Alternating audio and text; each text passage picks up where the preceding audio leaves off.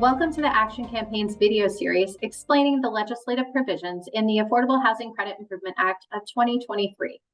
In this video, Jennifer and I will discuss Section 312, which strengthens state oversight capacity related to housing credit development costs.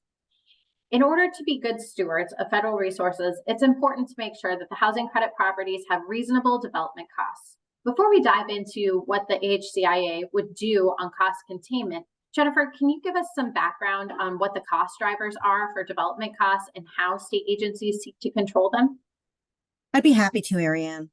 The primary cost drivers in housing credit properties are the same for all multifamily construction: land, labor, and materials.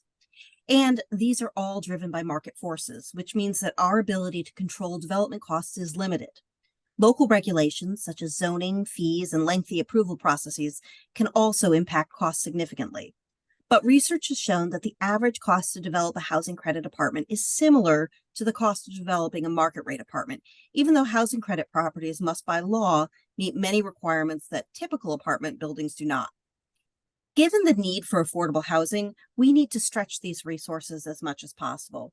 Every state housing credit allocating agency shares the goal of maximizing the number of families they can serve, while also deploying housing credits to finance affordable housing in opportunity-rich areas, serving households with special needs, and ensuring the long-term physical sustainability of properties. That sounds like a balancing act. It is. State agencies have long implemented an array of policies that require and encourage developers to deliver housing credit properties on a cost-effective basis. But we also know that things like lumber prices are not something developers can control, and they have major impacts on development costs. So what exactly will the Affordable Housing Credit Improvement Act do to help? The bill would codify state agencies' efforts to contain costs by adding a selection criteria for cost reasonableness. What's a selection criteria?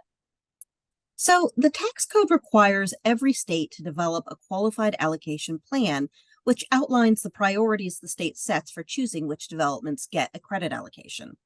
States must take into consideration certain selection criteria required by the tax code. The bill adds cost reasonableness as one of the things states must consider when they are choosing which developments to fund. This underscores the importance of cost containment and Congress's commitment to ensuring reasonable development costs. Thanks, Jennifer. For more of our video series, visit Action Campaign's website at rentalhousingaction.org.